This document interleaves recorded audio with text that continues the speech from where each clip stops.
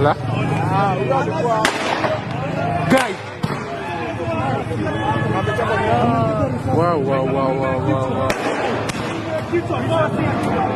Idara ya polisi ijipata pabaya baada tu ya polisi mmoja kumpiga mchuuzi risasi. Kwenye video ambayo nimeisambaza, ukitazama vyema kabisa, polisi huyo alimpiga kijana huyo kofi, kijana ambaye alikuwa amebeba mask, na baadaye kumfyatulia risasi, hii ikiwacha idara ya polisi pabaya. Hii inakuja tu wakati ambapo polisi wako na kesi ya mauaji ya Albert Ojwang, mwanaharakati ambaye aliuawa kikatili. Wakenya wamekemea vikali tukio hilo, huku wakiitaka idara ya polisi iwache kutumia nguvu za kimabavu.